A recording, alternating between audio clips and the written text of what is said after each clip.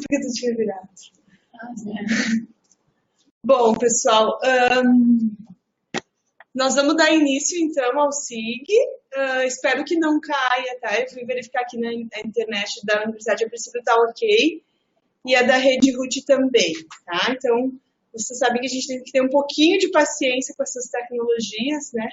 Que aproximam, mas também nem sempre funcionam 100% adequadamente, tá? Então, hoje a gente vai falar um pouquinho sobre o tema da saúde mental, que é um tema da atuação do farmacêutico, né, na saúde mental. Acho que é um tema bem importante. Nós temos, provavelmente, eu não sei quantos, mas eu imagino ainda que muitos poucos farmacêuticos atuando, né, nessa área, e é um campo de atuação importante, que tem uma demanda muito grande. A gente tem, né, toda a questão da adequação, da criação dos CAPs, da inserção do farmacêutico na equipe, do trabalho multiprofissional, né?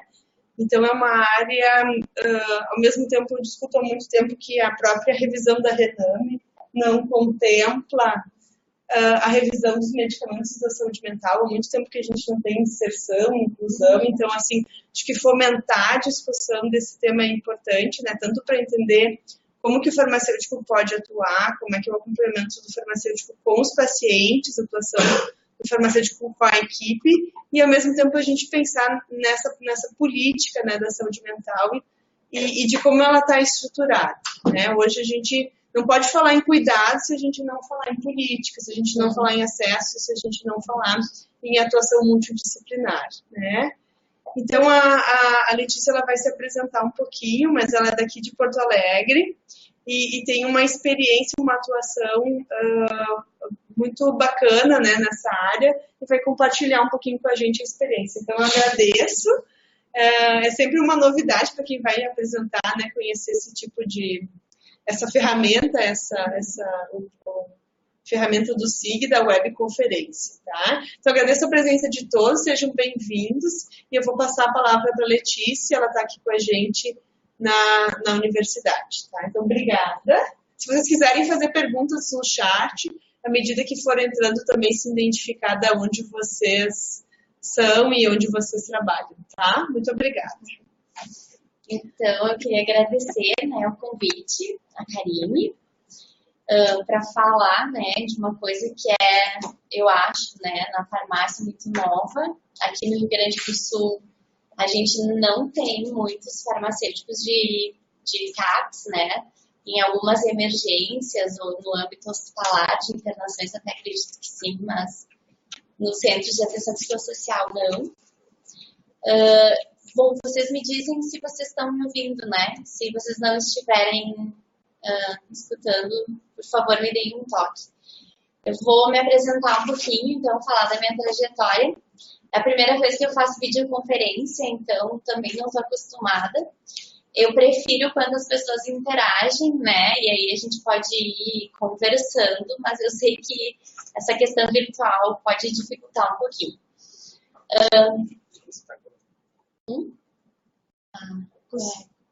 O som está com eco. Deixa eu ver o que a gente pode fazer. Será que alguém tem controle aberto? Não. Tá. A princípio, eu vou deixar aqui mais perto da Letícia, tá? Bom, então, vamos ver se vai... normal. Tá. Vamos ver se melhora. Eu sou farmacêutica formada pela Universidade Federal do Rio Grande do Sul. Eu me formei em 2007. Depois que eu me formei, eu fui para a Espanha fazer um mestrado em atenção farmacêutica. Voltei para cá e aí eu entrei na residência de saúde da família. Eu fiz, então, 2 anos de residência. Quando eu terminei a residência em 2012, eu passei no concurso do Grupo Hospitalar Conceição e, por sorte, eu voltei, então, para atenção básica, né? Onde eu fiquei por 4 anos fazendo matriciamento numa equipe de saúde da família e num CAPS adulto e num CAPS álcool e outras drogas. Isso por 4 anos, então eu ia uma vez por semana nos CAPS, fazer a questão de controle de estoque dos medicamentos controlados, né? Fazer pedido para almoxarifado no hospital, enfim, coisas bem burocráticas. Em 2016, o Conselho Regional de Farmácia fez uma fiscalização lá no Conceição e exigiu, então, a presença de farmacêutico em tempo integral no CAPS álcool e outras drogas, que é onde a gente tem leitos. E aí, então, desde 2016, eu passei a integrar a equipe do Centro de Atenção Psicossocial, Álcool e Outras Drogas, e aí que eu vou falar um pouquinho, né, da minha atuação lá hoje, é bem focada nisso. Uma coisa que eu sempre gosto de falar é que depois que eu fiz a residência, né, eu não sei mais trabalhar só com farmácia, então eu trabalho muito na questão multidisciplinar, interdisciplinar, e hoje eu vou falar muito pouco de farmácia e muito do campo, né, da saúde mental e do trabalho em equipe. Para eu passar... Pode passar aqui, né? Aquela setinha. Tá. Então tá. Então eu queria começar falando um pouquinho do histórico, né, da saúde mental. O Foucault, no livro A História da Loucura, ele traz que até meados do século XVII, mais ou menos, a loucura, entre aspas, né, circulava livremente pelas ruas e era tema de expressões artísticas, peças de teatro, romances, enfim, e que os loucos que eram conhecidos na sociedade eram tolerados e os desconhecidos, né, os estranhos, os bizarros, incluindo, então, as pessoas que faziam uso de álcool, né, eram confinados em navios. Inclusive aqui não ficou muito boa, né, essa imagem, mas é uma pintura da nau dos loucos, né, porque se acreditava que a cura dessas pessoas era através da água, então eles eram segregados nesses navios.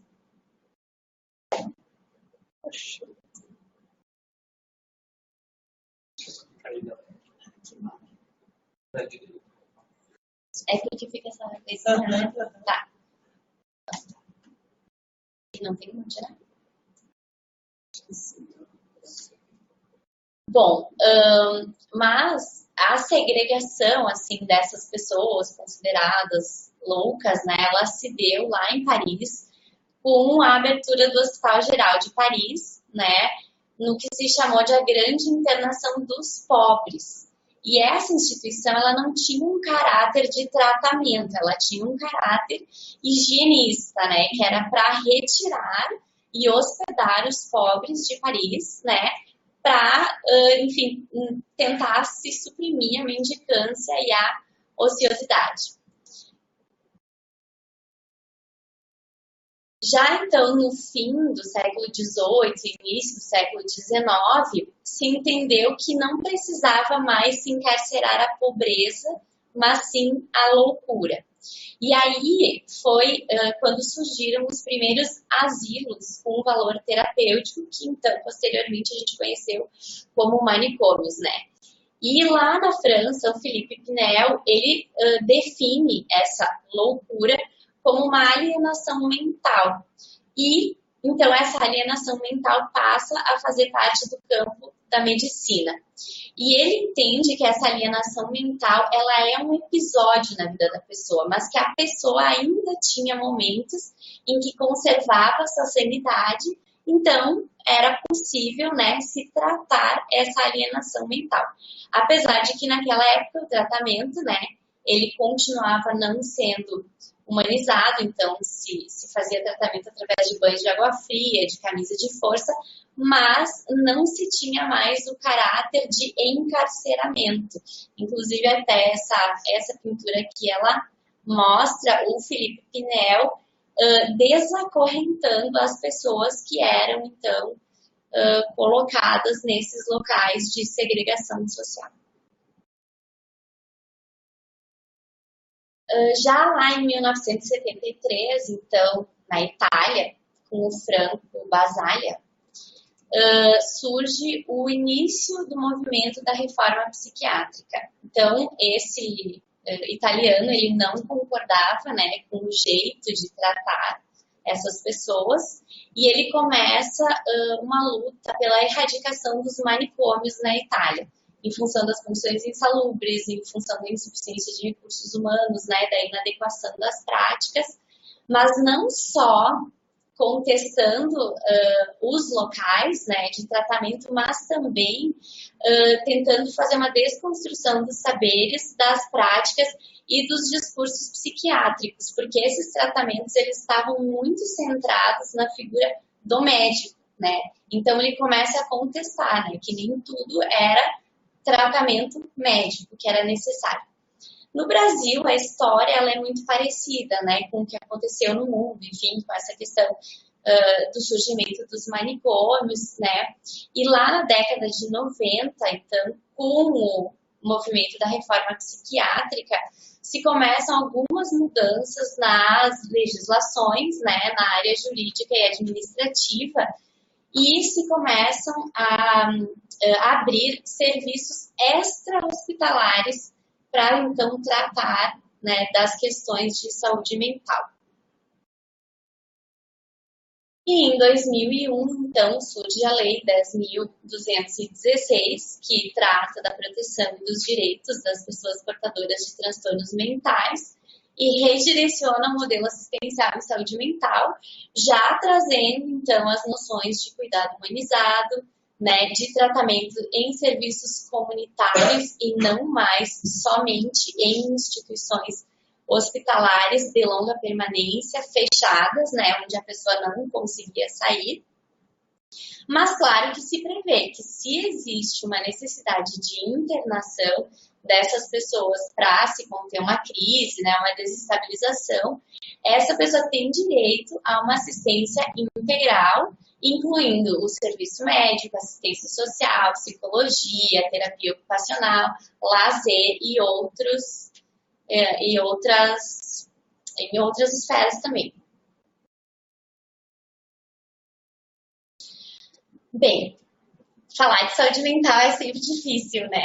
Então, eu tentei trazer um pouquinho dos conceitos que a gente utiliza hoje em dia.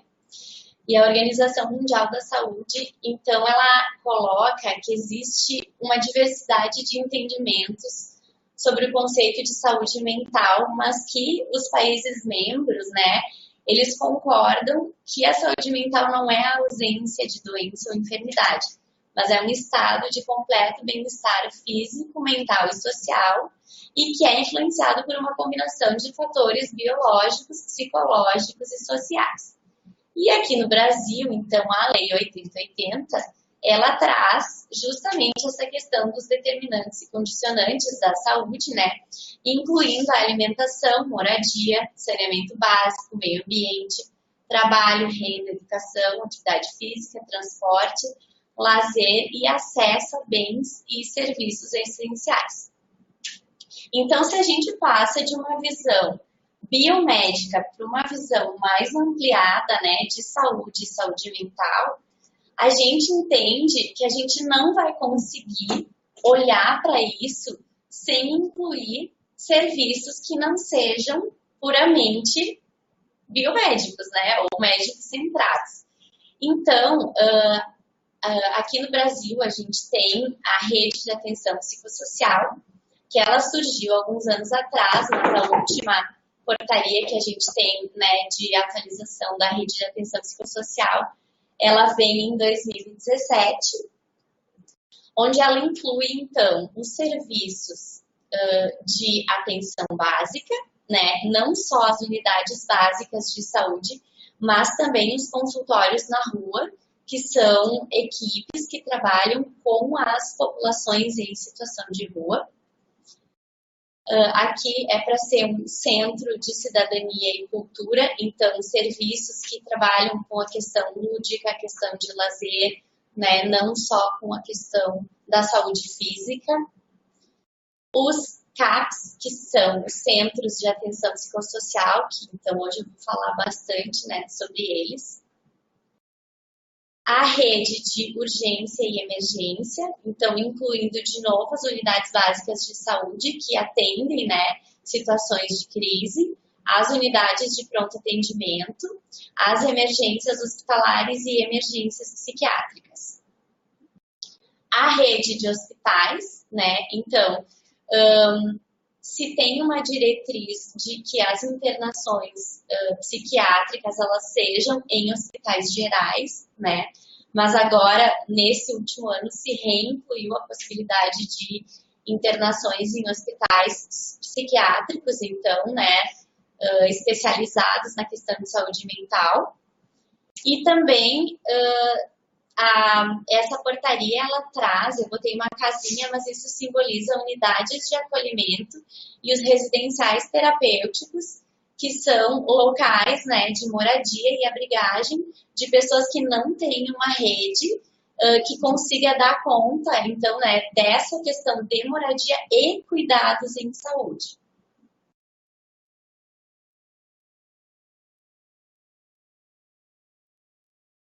Então, dentro dessa rede, né, de atenção psicossocial, tem os centros de atenção psicossocial, que são os CAPs, que eu já vi, né, que tem gente aqui que trabalha em CAPs, então é legal se a gente puder trocar um pouquinho, que são serviços, né, de caráter aberto e comunitário, então serviços que estão no território onde as pessoas vivem, né, descentralizados, que contam com equipe multiprofissional, com ótica interdisciplinar, atendendo prioritariamente pessoas que têm um sofrimento psíquico grave e persistente.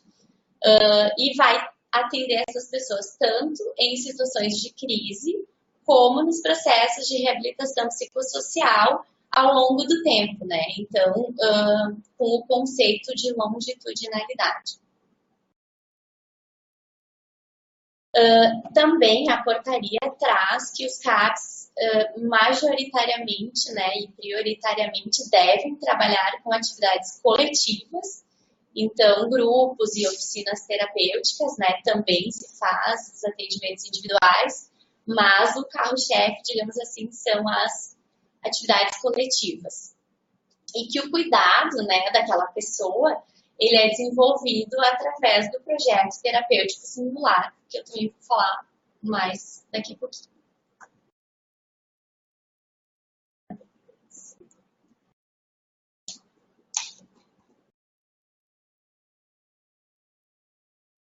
Então, os CAPs, eles são classificados de acordo com o tipo de público que atendem e com, digamos, a sua complexidade. O CAPS 1 é um CAPS que atende pessoas com sofrimento psíquico grave e persistente e também com necessidades decorrentes do uso prejudicial de álcool e outras drogas. E é para municípios pequenos, né? Pequenos, mas acima de 20 mil habitantes. A gente coloca aqui, né, a portaria traz que o público de CAPS, o CAPS é um serviço especializado. Então, são pessoas que têm sofrimento de moderado a grave, não pessoas que têm sintomas leves, porque essas pessoas, elas devem ser atendidas na atenção primária, né? E aí, quando os recursos da atenção primária se esgotam, então elas passam para os serviços especializados. O CAPS 2, então, ele é muito parecido com o CAPS 1, mas para municípios acima de 70 mil habitantes. E o CAPS 3, ele inclui a possibilidade de pernoite no serviço. Então, CAPS 1 e CAPS 2 são serviços que funcionam durante o dia, e os CAPS 3, então, eles vão atender pessoas com sofrimento psíquico grave e persistente e que funcionam 24 horas. Então, tem leitos para acolhimento noturno ou permanência 24 horas, que é o que a gente chama. Mas não é um caráter de internação, é um caráter de pernoite. Depois eu vou falar um pouquinho mais sobre como é que a gente estrutura ali no CAPS AD a permanência 24 horas. Se vocês tiverem dúvida, vocês me perguntam. Bom, e dentro, então, dessa classificação dos CAPs, existem alguns CAPs que são especializados em um tipo de público, que é o caso do CAPS-I, que é especializado em crianças e adolescentes, né, com transtornos mentais, eu não gosto muito desse termo, mas sofrimento psíquico, né, e atende também pessoas que fazem uso prejudicial de álcool e outras drogas, e os CAPS-AD, que é CAPS, álcool e outras drogas, e aí tu vai fazer uma escolha de atender adultos ou crianças e adolescentes, pode atender os dois públicos desde que o CAPS respeite as questões do Estatuto da Criança e do Adolescente, porque os públicos são diferentes, né? No nosso caso, a gente é um CAPS que atende adultos, que fazem uso prejudicial de álcool e outras drogas. O CAPS-AD, ele pode ser 2, que é um CAPS que funciona durante o dia, ou ele pode ser 3, que é um CAPS que funciona 24 horas, inclusive feriados e fins de semana.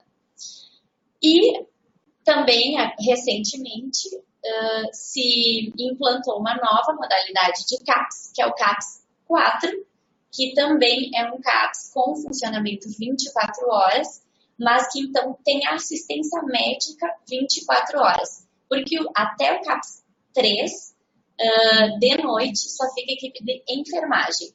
E no CAPS-4, então, fica a equipe médica também. Bom, e o que a portaria traz, então, né, para as equipes de CAPS? Que é uma equipe multiprofissional, né, que deve contar com médico clínico, médico psiquiatra, enfermeiro com experiência e ou formação na área da saúde mental, profissionais de nível universitário que pertençam a algumas dessas categorias, são 5, tá? Psicólogo, assistente social, enfermeiro, terapeuta ocupacional, pedagogo ou profissional da educação física, técnicos de enfermagem, profissionais de nível médio, artesãos, agentes sociais ou educadores sociais, e profissionais de nível médio para a realização de atividades administrativas.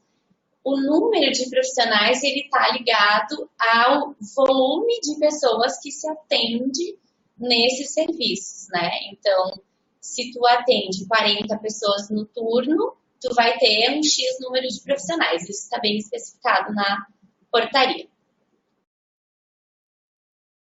Mas então, né, a gente viu que não tem farmacêutico ali na portaria dos CAPs, né? E onde é que a gente entra nessa história? A portaria número 130 de 2012, que é uma portaria que caracteriza os centros de atenção psicossocial, ela traz no artigo 6º, item 3, que é uma função do CAPS ofertar, então, a administração de medicamentos, né, assistida pela equipe, e dispensar medicamentos. Então, se a gente juntar essa informação com a nossa legislação farmacêutica, a gente tem a portaria 344, que fala, então, do controle, né, da guarda e dispensação dos medicamentos sujeitos a controle especial, que se usam majoritariamente nos serviços de saúde mental, e as leis 13.021 e 5.991, que regulamentam o que caracteriza uma farmácia e que a farmácia ela deve possuir um responsável técnico farmacêutico, juntando também com o fato de que dispensação é um ato privativo do farmacêutico. Se o CAPS oferta esse tipo de atividade, o CAPS precisa ter um farmacêutico, né? Então, baseado nisso, lá em 2016, o Conselho Regional de Farmácia aqui do Rio Grande do Sul fez a fiscalização, viu que no CAPS tinham leitos, tinham medicamentos controlados, então exige a presença de farmacêutico. Eu fui a primeira farmacêutica de CAPS de Porto Alegre e este ano o CAPS 4 abriu aqui em Porto Alegre e já tem 2 colegas trabalhando lá. Porém, a gente tem muitos CAPS AD3 que têm leitos, que têm medicamentos controlados e que ainda não tem farmacêutico. Eu sei que no Brasil essa realidade ela é bem diversificada. Inclusive, eu não conheço como funciona nos outros estados e se tiver alguém que puder contribuir depois na discussão, acho que vai ser bem legal. Então, o que a gente tem enfim, material escrito, né, para subsidiar essa nossa atuação? Lá em 2010, o Conselho Federal de Farmácia, ele escreve um documento onde ele diz que os farmacêuticos que atuam na saúde mental, eles devem desempenhar ações técnico-gerenciais e ações técnico-assistenciais. A questão das ações técnico-gerenciais é tudo que a gente já está acostumado, né? Da questão de, enfim, da logística do medicamento. E as ações técnico-assistenciais, como muito bem colocado, né, neste documento, elas devem estar centradas no paciente e o farmacêutico ou a farmacêutica deve ser parte efetiva da equipe.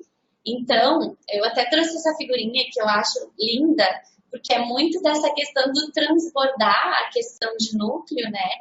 E passar a compartilhar os saberes com a equipe e trabalhar efetivamente de forma interdisciplinar, multiprofissional, né? Quiçá transdisciplinar, quando a gente consegue, porque acho que na saúde mental a gente circula bastante pelos saberes dos outros núcleos profissionais e isso traz um crescimento profissional muito grande, né?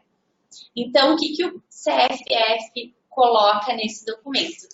Que é atribuição do farmacêutico fazer o acompanhamento da farmacoterapia, né? Então, toda a questão de adesão ao uso dos medicamentos, a questão da farmácia clínica de tu avaliar a prescrição, avaliar interações medicamentosas, né? No caso de serviços que têm leitos, fazer a conciliação medicamentosa, né? Também, obviamente, traz a questão da dispensação dos medicamentos, né, para os pacientes que o serviço atende e traz, então, a possibilidade de se participar de grupos operativo-educativos, né, que a gente lá no CAPS chama de grupos ou oficinas terapêuticas.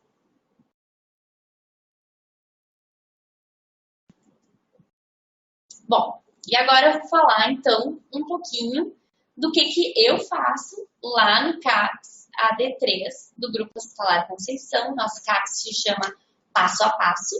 É um nome que os próprios pacientes escolheram.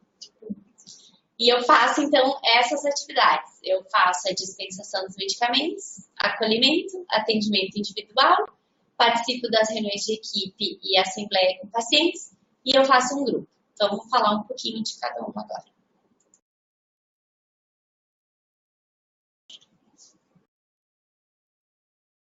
E que legal, já me intrometendo, ver você fazendo acolhimento, né? Porque a gente sempre viu o acolhimento muito centrado no enfermeiro, né? E eu acho bem importante, assim. Vou falar um pouquinho sobre o nosso acolhimento. Então, uma parte, né, do meu dia lá no CAPS, eu fico voltada para a questão da dispensação de medicamentos, né? No meu caso, eu não faço dispensação para pacientes que consultam e têm a prescrição para o mês, por exemplo. Eu só faço a dispensação para os pacientes que estão em permanência 24 horas no CAPS. Que a gente tem 9 leitos, né, e mais 2 leitos de observação. O que é a permanência 24 horas? A permanência 24 horas é um dispositivo de cuidado que a gente tem para diversos fins. Então, no caso dos pacientes AD, né, público álcool e outras drogas, em alguns momentos eles vão precisar fazer uma desintoxicação. Então, eles podem, né, permanecer no CAPS até 14 dias. Então, eles passam o dia fazendo as atividades que tem, né, grupos, consultas, e passam a noite. Eles não vão para casa e retornam, eles pernoitam lá. Então, tem toda uma prescrição como se fosse num ambiente hospitalar, tá? Então, muitas vezes vai ser para desintoxicação, algumas vezes o paciente está com alguns sintomas psicóticos leves, precisa de algum ajuste medicamentoso, ele fica na permanência 24 horas se o paciente está desorganizado e precisa reorganizar a sua vida, não está conseguindo, enfim, diminuir o uso da substância, fica lá para a gente reorganizar o projeto terapêutico singular. Se ele está abstinente, está com medo de recair, vem para um local protegido, pode, né, ficar na permanência 24 horas. Está precisando de um afastamento temporário do lar, porque está com os vínculos familiares muito rompidos, pode ficar lá no CAPS. Então, não tem um caráter de internação hospitalar visando um tratamento só medicamentoso ou médico, né? Tem a possibilidade de ser uma proteção social também. Isso é a nossa permanência 24 horas. Como eu só faço a dispensação para esses pacientes que estão nos leitos, a minha farmácia é essa aqui. Só isso. É um armáriozinho que eu tenho. Porque ela se configura como farmácia similar à hospitalar. Eu não tenho farmácia pública, né, que tem guichê de dispensação de medicamentos que a pessoa vai levar, né, isso por mês, 2 meses. Não, é só... No CAPS existe essa farmácia? Não, é na distrital. Aqui em Porto Alegre, nenhum CAPS tem farmácia de dispensação externa. Eles pegam nas farmácias distritais. Eu sei que tem, acho que no Nordeste é diferente. As farmácias, elas dispensam para os pacientes que atendem, mas com esse caráter, até às vezes de levar para 1 semana, 2 semanas, né? Isso faz parte do projeto terapêutico singular de cada paciente. E aí tem essa dispensação ambulatorial, digamos assim. A minha não. Mas, então, dentro, né, dessa parte da dispensação, eu faço toda a avaliação da prescrição dos pacientes que estão lá, né, em permanência 24 horas. Então, eu avalio questão de dose, questão de interações medicamentosas, se o médico prescreve um medicamento que eu não tenho, né. A nossa equipe trabalha muito junto, então eu tenho acesso a todos eles, a gente trabalha no mesmo turno, todo mundo, então a gente se conversa, né. Então, é muito fácil esse acesso de, enfim, sugerir alguma mudança, alguma coisa na prescrição. Bom, esses pacientes ambulatoriais era só para eu explicar que a minha farmácia não dispensa, né? A minha, né? A do CAPS, que eu trabalho, no caso. Bom, então, acolhimento é uma outra atividade que eu faço. Toda terça-feira de manhã, das 7 às 13, eu estou destinada para esta função. Então, lá no CAPS AD, os CAPS AD, pela portaria, eles são serviços portas abertas, tá? Então, o que quer dizer isso? Quer dizer que não existe nenhuma barreira de acesso. Qualquer pessoa que entende que tem um problema com o uso de substâncias, ela pode chegar das 7 às 19 horas lá no CAPS e ela vai ser escutada. Ela vai chegar, então, com a sua demanda. E no nosso acolhimento, a gente utiliza essa escalinha que eu coloquei.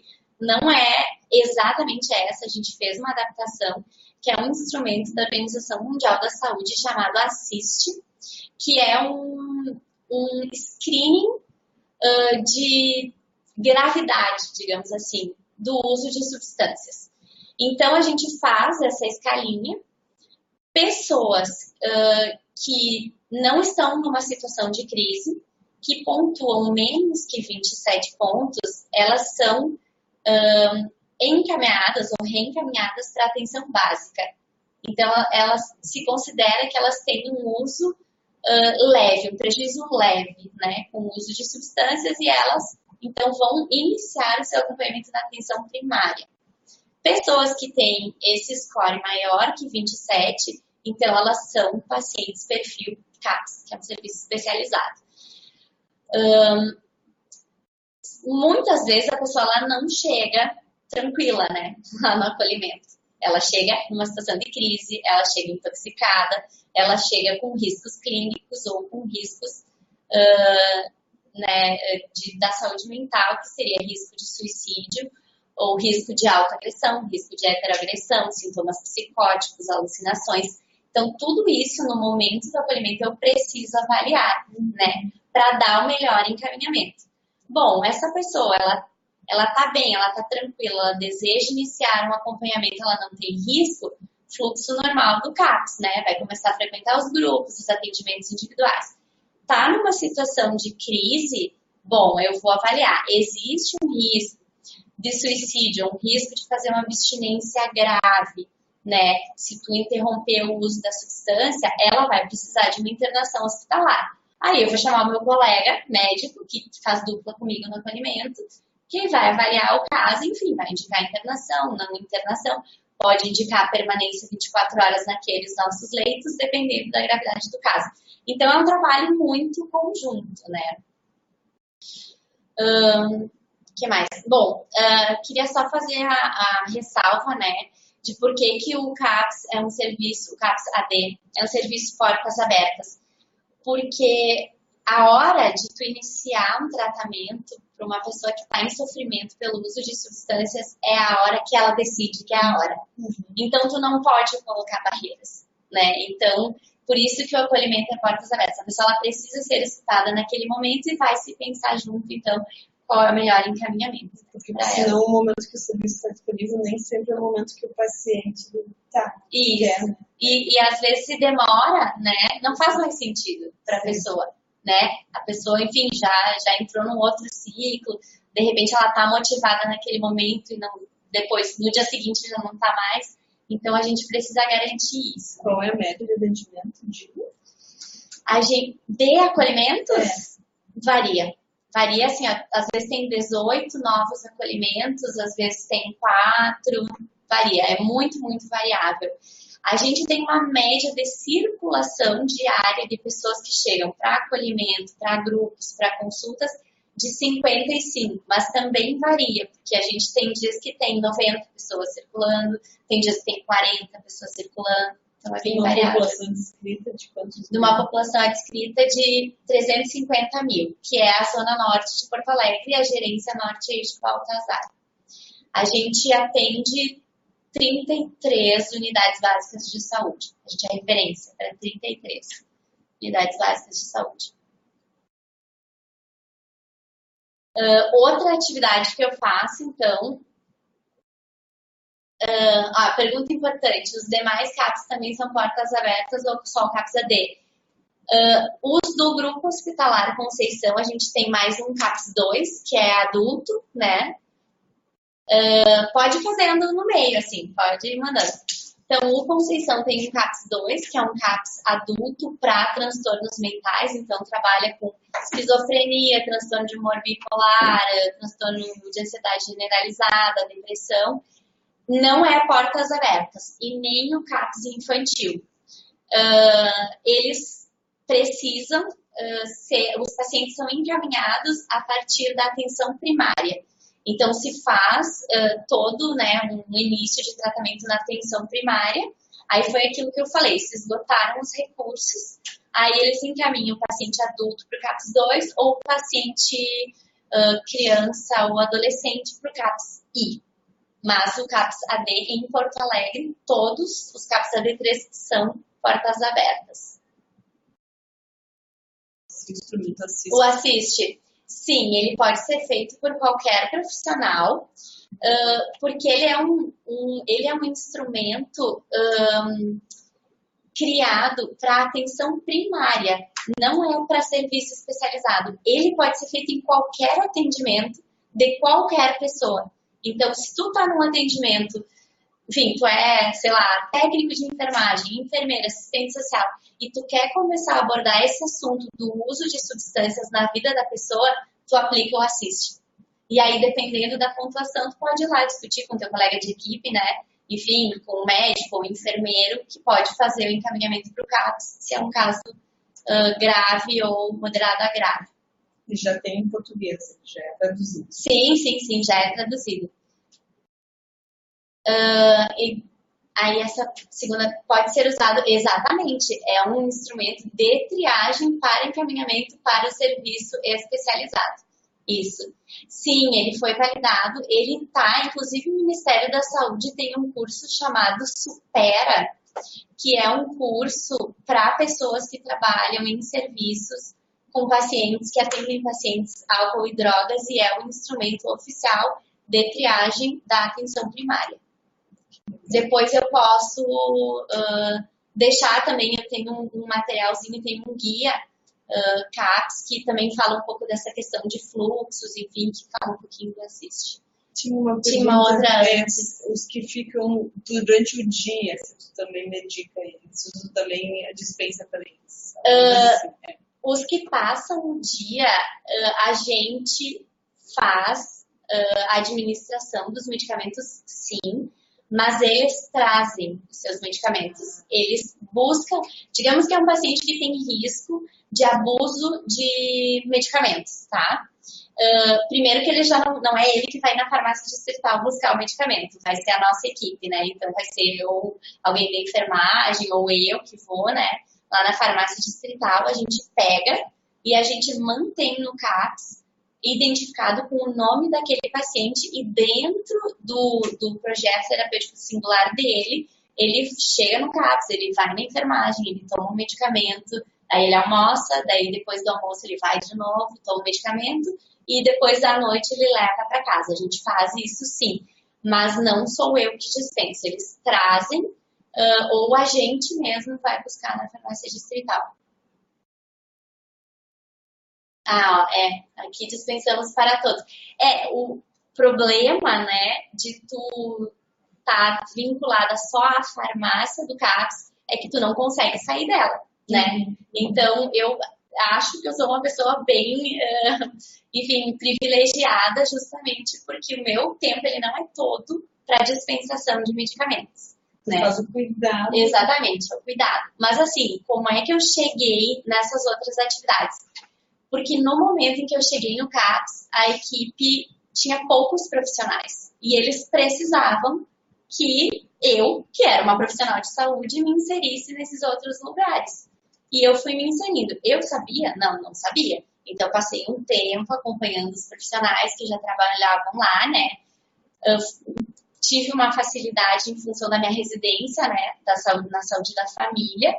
Mas eu fui aprendendo com os colegas e com as capacitações, as educações permanentes que a gente faz na equipe, né? Então, agora, depois de 3 anos, eu já me sinto bem confortável de fazer o que eu faço, né? Então, uma das outras coisas que eu faço são esses atendimentos individuais, né?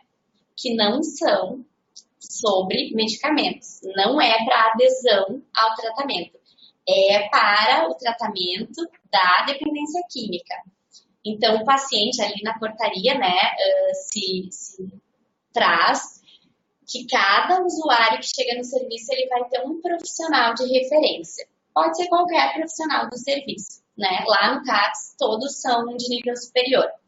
Então, alguns pacientes vão ser meus referenciados. Hoje eu tenho em torno de 35, mais ou menos, que eu acompanho, assim.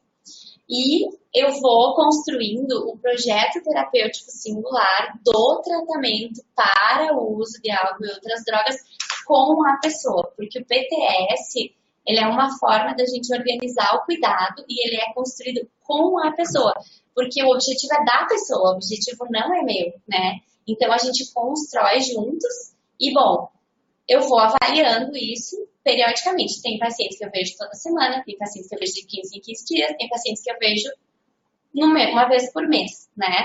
E eu vou discutindo isso com os outros colegas que veem esse paciente nos outros espaços. Então, por exemplo, o paciente chegou e ele vai participar de um grupo. Eu vou lá e vou perguntar para minha colega que faz o grupo, como é que tá o fulano, né? E ainda me refiro a sexo masculino porque a nossa grande população é de homens, assim, em torno de 80% dos pacientes que a gente atende são homens. Então, eu troco com essa minha colega, como é que ele tá no grupo? Tá bem? Não tá bem? Tá vindo? Não tá vindo? Eu tô acompanhando, né? O psiquiatra que tá atendendo, bom, e aí, o que tu acha? Melhorou? Não melhorou? Tá engajado? Não tá engajado? Né? Então, a gente vai fazendo muito essa troca. E o projeto terapêutico singular, ele é uma forma de corresponsabilizar a pessoa, né? Pelo seu tratamento.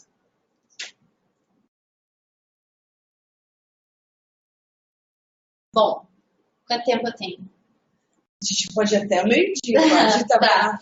O que eu acho também muito legal do PTS é que ele traça os objetivos com o paciente. Com a pessoa, né? Exatamente. Então, porque às vezes a gente tem assim, o farmacêutico tem um objetivo, o paciente tem outro e o médico tem outro. Então, nesse caso, se constrói junto. Né? Exatamente. E respeita a autonomia do indivíduo. E a gente trabalha muito com uma ferramenta que é a entrevista motivacional, né? Que, enfim, não sei se o pessoal conhece, mas justamente é de tu trazer a pessoa para a conversa. Então, a gente faz perguntas abertas, né? Então, quando eu chego, por exemplo, no acolhimento, a primeira coisa que eu falo é como é que eu posso te ajudar hoje? Porque a pessoa tem que me dizer, né?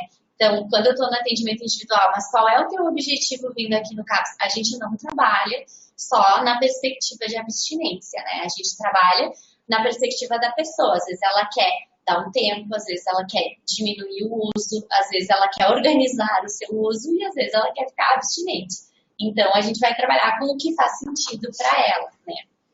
E aí a gente, lá no CAPS, a gente estruturou um programa de fases do tratamento que é baseado no modelo transteórico da mudança, que é um modelo que avalia a motivação da pessoa para fazer mudanças na sua vida. Então, a pessoa pode estar na fase de pré-contemplação, contemplação, preparação, ação ou manutenção. Então, a gente estruturou assim por cores, né? Então, a pessoa que chega lá no CAPS, ela vai estar na fase 1, às vezes ela está ambivalente, a gente não sabe se ela vai aderir, né, ao tratamento, e ao tratamento eu me refiro não só ao medicamentoso, mas aos atendimentos individuais, aos grupos, né? Então, ela chega nessa fase 1, e é onde a gente vai incluir ela em grupos que trabalhem a motivação para poder fazer algumas mudanças para atingir aquele objetivo que faz sentido para ela. À medida que ela consegue já, né, fazer essa tomada de decisão que ela quer mudar alguma coisa, ela vai para a fase 2, né? Então, a gente fortalece essas ações que ela conseguiu mudar, trabalha a questão da prevenção de recaídas e depois ela vai para a fase 3, que é a fase da reinserção social, porque muitas vezes eles chegam com os vínculos rompidos, vínculos sociais, vínculos familiares, vínculos de trabalho, vínculos de estudo, né? Então, depois que a gente já dirimiu a questão principal pela qual ela chegou no serviço, que é o sofrimento e o uso prejudicial de substâncias, aí ela está preparada para ver essas outras coisas da sua vida, né? Então, ela vai ali para a fase 3. E a fase 3 é a preparação para a alta. Tem pacientes que encerram na fase 3 e, enfim, são referenciados para atenção primária para seguir seu acompanhamento lá. E tem pacientes que se tornam apoiadores voluntários, que é o que a gente chama de fase 4. Então, eles podem ajudar num grupo, podem, enfim, estar nos ajudando no acompanhamento de outros pacientes. Aqui é um modelinho, assim, um esqueminha de como a gente estrutura os grupos lá do CAPS, né? Então, a gente tem os grupos vermelhinhos, são os grupos de fase 1, né? Então, a pessoa chega, está iniciando o acompanhamento, vai trabalhar a motivação. Os grupos de fase 2 já são mais específicos, assim, né? Então, treinamento de habilidades sociais. A gente tem um grupo que é só para mulheres, o de homens até nem está acontecendo mais. Prevenção de recaída. E os grupos de fase 3 já são os que focam na questão dos projetos de vida e reinserção social. E os próximos passos para um pós-CAPS, né? Então, para essa volta à atenção primária, ou volta ao trabalho, volta e retomar algum estudo. E a gente tem alguns outros grupos, que são esses aqui, que a gente diz que é para diversas fases, que eles não têm o caráter de serem grupos terapêuticos focados na questão álcool e outras drogas, né? Mas eles trabalham, então, direitos, eles trabalham práticas integrativas, espiritualidade, e a gente tem um grupo de familiares, que é super importante, né, nesse cenário, que é um grupo aberto, o paciente ele não precisa estar vinculado ao CAPS. Qualquer familiar de qualquer pessoa que tenha um problema com o uso de álcool e outras drogas pode pode frequentar o nosso grupo de familiares. Tem duas perguntas. Tem duas. A atividade dos pacientes é muito grande. Muito grande. Bastante. Os nossos pacientes, eles vinculam muito, tá? Agora a gente está atendendo em torno de 450 pacientes que estão vinculados nas diversas fases do tratamento. E as fases, elas não têm um tempo, tá? Então, às vezes a pessoa vai estar na fase 1 por um mês e o outro vai ficar 6 meses, porque ele não está decidido ainda. Então, é tudo muito singular, né? A gente organizou os grupos por fases, bem como uma estratégia de organizar o trabalho mesmo, porque às vezes as pessoas elas estão em momentos diferentes do tratamento, então não tem como tu colocar uma pessoa que está muito ambivalente com uma pessoa que já está reestruturando a sua vida, né? E se pode acontecer de ter grupos muito grandes de pessoas em uma determinada fase e outros muito pequenos? Sim. Os grupos de fase 1 são os mais cheios e os grupos de fase 3 são os menos cheios. Então, assim, tem os grupos de fase 1 que a gente tem 30 pessoas e o grupo de fase 3 que tem 5, 6, né? Porque, enfim, é normal. Os estágios iniciais, enfim, a pessoa às vezes demora, enfim, né? É difícil, a motivação é muito flutuante, né? E aqui tinha uma outra pergunta da questão do modelo transteórico pela rede. Não, esse é um modelo que o nosso CAPS trabalha. Em Porto Alegre não existe nenhuma diretriz de funcionamento, assim, enfim, de fases ou de modelo a ser adotado, né? Se adota o que está na portaria, mas o processo de trabalho ali no CAPS do Conceição, ele foi construído pela nossa equipe. O CAPS AD foi o primeiro serviço, né, álcool e drogas de Porto Alegre, fez 15 anos esse ano e vai fazer 10 anos de CAPS, porque antes era um serviço vinculado ao hospital, né? E vai fazer 10 anos de CAPS no ano que vem. Então, é um serviço muito antigo, né? Tem uma trajetória muito grande e isso foi se construindo ao longo do tempo com muita educação permanente, né? Muito estudo, enfim, das pessoas da equipe. Qual é a equipe hoje? A equipe hoje tem... a gente trabalha com residência também, né? Então, a gente tem residência multiprofissional e residência da psiquiatria, mas a equipe contratada são 3 psiquiatras, 4 enfermeiros, do dia isso, né? 3 psiquiatras, 4 enfermeiros, 7 técnicos de enfermagem, eu de farmacêutica, uma técnica em educação, 2 assistentes sociais, 2 psicólogas, 2 terapeutas ocupacionais. Uma equipe muito pequena para a população que a gente atende, assim, é insuficiente, assim, inclusive dependência de 350 mil pessoas. Inclusive porque agora em Porto Alegre se mudou um pouco o modelo de atenção às crises, então a gente começou a atender muita crise, né? A gente tem que avaliar muita gente que solicita internação. Então, esse trabalho longitudinal que a gente faz há muitos anos e muito bem, acabou ficando num lugar meio secundário, né? Então, a gente está tentando se adaptar também, assim, bom, como é que eu vou conseguir atender as crises e continuar com a qualidade de atendimento ao longo do tempo e não virar só uma emergência, uma nova emergência de saúde mental, né? Porque, então, as pessoas chegam em crise solicitando internação e a gente encaminha para regulação de leitos, né? E aí elas ficam naqueles 2 leitos de observação que eu falei que a gente tem, né? Aqui eu só não entendi essa pergunta aqui. Já viu esse modelo? Se tu já... no CAPS 3, que não é AD? Não, nunca vi. Me parece que é um modelo bem desenhado por vocês, assim, construído pela prática, pela realidade. Isso, ele também foi inspirado um pouquinho num modelo que a unidade de internação do Clínicas, que é a unidade Álvaro Alvim, usa. Tá. Seria baseado na Prochaska. Não sei o que é a Prochaska, não sei. Acho que da entrevista breve motivacional tu deve estar falando, né?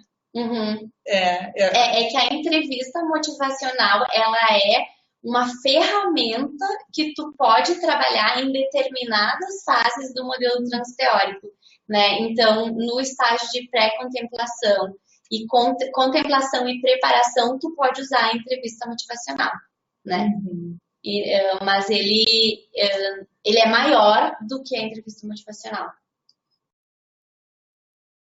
Posso seguir? Mas depois eu vendo, depois, né? Podem ter mais perguntas depois. Bom, a gente tem, então, uma reunião de equipe semanal, né? Que eu participo também, porque faço parte da equipe. E a gente faz uma assembleia de pacientes mensal, né? Que tem caráter deliberativo, para a gente poder definir algumas diretrizes do serviço, né, do atendimento, enfim, junto com as pessoas que usam esse serviço. Então, é uma instância de controle social que a gente tem lá no CAPS, e mais ou menos umas 2 vezes por ano sou eu que faço, porque a gente roda, né, os profissionais que fazem. E por último, então, vou falar do meu xodó, que é um grupo que eu faço há muito tempo, assim, desde que eu comecei a ir uma vez por semana, eu sempre fiz grupo lá no CAPS. Esse, especificamente, eu comecei a fazer faz 3 anos, mas antes, então, eu participava com outros colegas, enfim, de alguns outros grupos. E esse grupo chama Teorias e Práticas, é um grupo que os pacientes escolheram o nome, né? E ele começou numa proposta da gente falar de medicamentos, né? Então, vamos falar de medicamentos.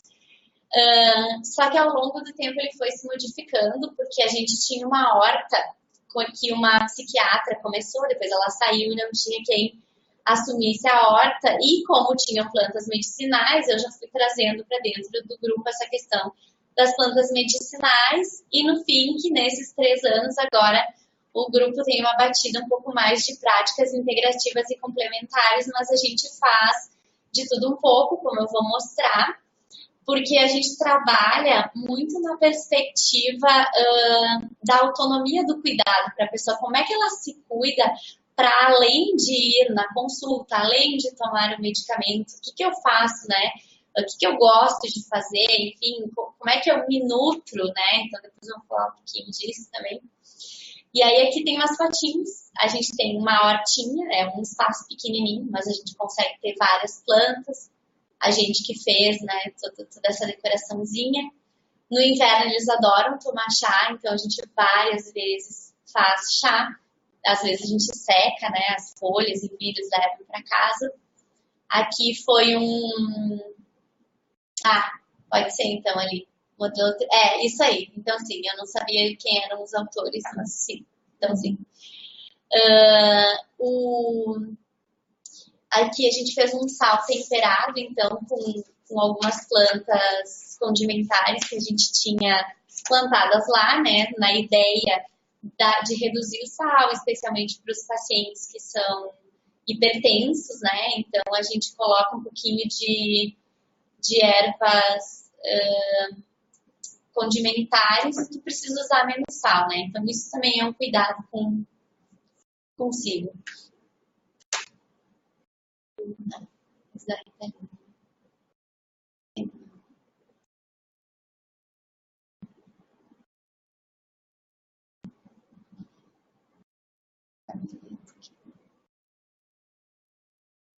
O mouse às vezes não vai bem. Aqui. Bom, já vou terminar de falar do grupo, depois eu já converso com o Danilo. Bom, aqui a gente fez um sopão no inverno, que também é um jeito de se cuidar, se nutrir, né? Suco verde, o pessoal gosta muito de fazer também agora no verão. Aqui são uns aromatizadores de ambiente que eu fiz com eles, daí ao meu lado farmacêutico. Então eu já fiz pomada com eles, já fiz xarope de guaco, cristais de gengibre. ver o que mais. Acho que isso, assim, é um grupo bem variado, né? A gente vê documentários e discute, então, na parte da teoria, né? Hoje, o grupo é na sexta de manhã, como eu estava aqui, o pessoal da residência que ia fazer, então eles queriam ir para a praça. Então, a gente vai para a praça, tem uma praça que tem coisas de academia, né? Então, eles fazem as coisas de academia, às vezes a gente leva uma bola, enfim, né? É bem fora da caixinha, mas ele tem essa pegada, o grupo, né? De se cuidar de um jeito diferente, que não seja só vinculado ao uso dos medicamentos. Eu acho que já terminei, né? Na verdade, eu até vou deixar o meu e-mail. Eu sempre gosto muito de convidar todo mundo para ir conhecer o CAPS AD. Eu tenho muito orgulho lá do serviço, enfim, e tá sempre de portas abertas. Eu adoro receber pessoas e a equipe gosta também, então fica o convite, quem quiser. É na Zona Norte de Porto Alegre, perto do viaduto Birici. E vamos falar então aqui da experiência em relação ao tratamento de TDAH com Ritalina. A gente não tem muitos casos. Não tem. Olha, em 7 anos que eu trabalho lá no CAPS, eu vi um caso de uso, né, abusivo de Ritalina. Enfim, às vezes de forma inalada, né? Que tem pessoas que, enfim, trocam, né, a cocaína pela Ritalina, né, de forma inalada. E, assim, de diagnóstico de TDAH, alguns pacientes que têm indicação do uso, mas eu, na minha prática, não vejo. Eu acho que talvez seja uma realidade mais presente nos CAPs infantil e adolescente, assim. Não sei se eu respondi a pergunta. Sim, impotência sexual, muito. Relacionada ao uso de medicamentos, mas no público AD, a gente tem que considerar que muitas vezes eles só conseguem ter a performance sexual sob efeito da substância. Então, quando tu retira, né, o álcool, a cocaína, a maconha, o crack, muitas vezes a pessoa, ela, enfim, tá insegura, né, ou ela tá com sintomas de abstinência e ela não consegue, o homem, né, não consegue ter a ereção. Eu já tive casos de pacientes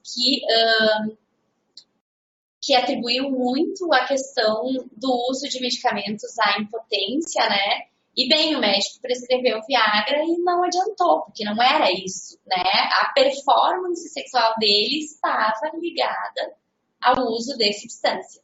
Eu só não sei se tu tá falando, assim, em pessoas que não usam, né? Substância. Voltando só à questão da impotência, né? A questão da impotência, enfim, tu vai conversar com a pessoa, vai tentar estabelecer uma relação de causalidade, né? Se bom, sim, começou a não ter mais ereção a partir do uso de medicamento, né? Aí tu vai conseguir trocar esse medicamento ou não, né? Daí tu vai ver com o prescritor. Trabalhar sempre na perspectiva do que é benefício e do que é risco, né? Porque, especialmente com os antipsicóticos, os pacientes, eles reclamam muito dos efeitos adversos, né? Então, eu sempre nos atendimentos, eu converso, bom, como é que tu estava sem esse medicamento? Tu nota alguma melhora? Tu acha que tem uma justificativa de tu interromper esse tratamento em função de um efeito adverso? Isso tudo tu vai conversando, né, com a pessoa. Deixa eu só voltar aqui. Como é que eu oriento os pacientes que não estão abstinentes em relação ao uso de medicamentos? Use seus medicamentos e use a substância, à exceção de diazepam com álcool. Agora, não abandone o tratamento medicamentoso, seja ele para questões de saúde mental, seja HIV, seja tuberculose, né? E faça o uso das suas substâncias se tu não está pronto para parar o uso de substância. Porque o que é o geral, né? Segue o uso da substância para o uso de medicamentos, né? E aí vem a crise, dois problemas. Aí vem a crise, né? Aí, enfim, a pessoa fica num uso muito intenso. E aí, enfim, né? Quando vem, digamos, para uma permanência de 24 horas, fazer uma desintoxicação, a gente tem que reiniciar todo o tratamento. E aí, quando eles estão na permanência, né? Muitas vezes eu converso, eu fazia um grupo de medicamentos também. Agora, no momento, eu dei uma parada, porque a gente está com outras demandas. Mas eu sempre conversava com eles, né? Vocês estão se sentindo bem aqui na permanência? Sim. Vocês acham que o medicamento está ajudando? Sim. Bom, então quando sair, tem que continuar, né, o tratamento medicamentoso. Eles consigam perceber os benefícios. Exatamente. Que eles consigam perceber os benefícios, né? Mas é muito difícil, assim, é muito difícil. E a pessoa só vai aderir ao tratamento quando fizer sentido para ela. Né? Por isso que muito na minha prática, até lá quando eu trabalhava na atenção básica, eu deixava a pessoa falar o que ela queria. Eu não ia só na questão do medicamento, porque se não faz sentido naquele momento, tudo que eu for falar sobre medicamento, a pessoa não vai escutar, sabe? Não, né? Se ela está preocupada com o filho dela que está jurado de morte pelo tráfico, ela não vai querer que eu fale para ela tomar o medicamento da diabetes. Sabe? Eu tenho que escutar primeiro. E depois que eu me vincular, eu vou fazer essa abordagem. E isso é uma dificuldade para nós, né? Porque a gente meio que se desespera quando a pessoa não está fazendo o uso correto dos medicamentos. Ou não quer falar sobre os medicamentos. Ou não quer falar sobre os medicamentos, né? Ou já parou de tomar, enfim, e nunca nem contou para ninguém. Tá, no grupo Teorias e Práticas. Bom, eu comecei a partir de um guia que um pessoal da psicologia montou, que se chama Guia... Guia GAN? O GAN, Guia... Como é que era? Autônomo da medicação. Guia de autonomia da medicação. Algo assim, né? O GAN, isso. E quando eu era referência do CAPS adulto de transtornos mentais, gestão autônoma de medicamentos. Obrigada. O G não era de guia, né? Quando eu comecei lá no CAPS 2, eu comecei então com os pacientes que tinham um perfil, né, de transtornos mentais, não os que faziam uso de substâncias, e eu fiz 2 grupos seguindo bem o guia, bem pensando em trabalhar a autonomia deles, né, no uso de medicamentos, e que eles pudessem trazer isso. Olha, não, eu não estou tomando esse medicamento porque ele me dá, sei lá, né, galactorreia, e eu não consegui falar isso para ninguém, e aí começou a sair leite, enfim, né, da mama, e eu não quero, e eu parei de tomar. Então, a gente trabalhava muito a autonomia para que eles conseguissem trazer, né, essas questões nas consultas e identificar o que trazia de benefícios e o que trazia de coisas limitantes para a sua vida, né? Quando eu fui para o CAPS AD, eu tentei fazer o GAN lá com o público, né, do CAPS álcool e outras drogas, só que era muito mais rico do que tu trabalhar a questão de medicamentos. O grupo ele era muito mais dinâmico. E eu acho o GAN um pouco engessadinho, assim. Então, ele acabou virando uma coisa muito mais práticas, integrativas e complementares, enfim. E depois eu iniciei só com os pacientes da permanência um grupo para falar, então, dos medicamentos. Aí sim, aí eu levava uma tabelinha e eles escreviam, né, o nome do medicamento, dose que usava, como é que usava, para que ajudava e para que atrapalhava, né? E aí depois a gente fazia uma discussão livre do que eles estavam sentindo. Muitos nem sabem o nome do que usam, né? Então a primeira coisa que eu dizia, gente, vocês têm que saber o nome do que vocês usam e como é que usa, né? Esse é um grupo que eu quero voltar a fazer, né, em breve, em tempo breve. Mas daí eu trabalhava com uma tabelinha mesmo, assim, tipo, o nome do medicamento, como tomar, no que me ajuda e no que me atrapalha. E aí, nesse grupo, vinha muitas coisas que eles traziam, né, que nunca tinham trazido para o médico que estava acompanhando eles na própria permanência 24 horas. Aí eu fazia na sexta de tarde, sexta de noite, o grupo. E aí quando eu saía do grupo já não tinha os médicos. Então, às vezes eu tinha que esperar para segunda-feira para ir lá falar, olha, fulano me falou tal coisa, tal coisa. A gente vai ter que ver essa questão aqui na prescrição e tal.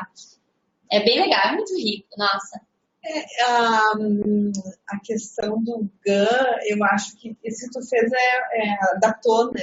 E a proposta dele é que é justamente isso, o paciente consiga conhecer o que ele está tomando, no que ajuda e no que atrapalha. Isso, exatamente. Então, assim, toda a lógica de construção do GAN é para a autonomia do paciente. E é o que tu busca, e que a equipe busca em todos os momentos. Assim. Então, por mais que talvez não siga o GAN no seu passo a passo, né? A lógica dele é mantida, assim. É importante ver isso. Assim, Até no outro CAPS, no CAPS 2, a primeira vez a gente deu um guia para cada um, e na segunda vez, primeiro eu fiz com uma psiquiatra, uma enfermeira e uma terapeuta ocupacional, o grupo. E na segunda vez eu fiz com uma arte terapeuta.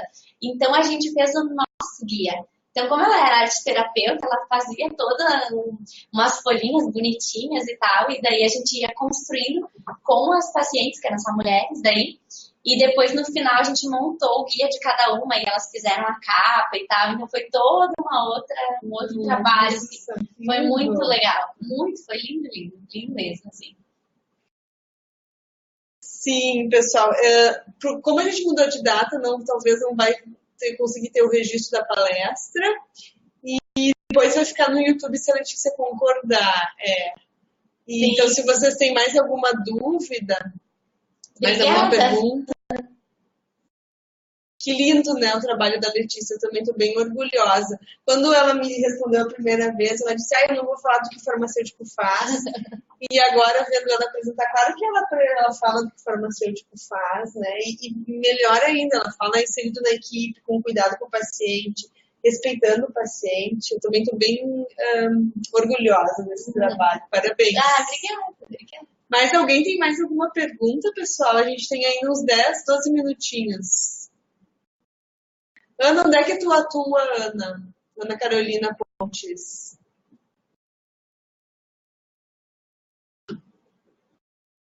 Divinópolis, que legal. Pois é. E depois eu até fiquei curiosa para saber da tua realidade, mas eu acho que é um pouco do que tu falou antes, né? Falaste que o farmacêutico, ele tá muito preso ainda na estrutura da farmácia, né? Então, se tu tem muito volume de trabalho, de dispensação mesmo de medicamentos, é muito difícil tu te inserir na equipe. E isso acontece muito na atenção básica, né? Na atenção básica, se tu é o único profissional que faz a dispensação ali naquela farmácia, é muito difícil tu sair para poder fazer visita domiciliar, para te poder fazer grupo, né? Para te poder ir nas reuniões de discussão de casa. Mas realmente, assim, a minha realidade é bem privilegiada. A população referência cerca de 200 mil, metade, mas tem um psiquiatra apenas, né? Em termos de número de unidade, é quase semelhante. Assim. Isso, um pouquinho mais. E uma outra coisa que a Letícia falou no início, que eu acho que vale a pena destacar, assim, né? Essa atuação do conselho,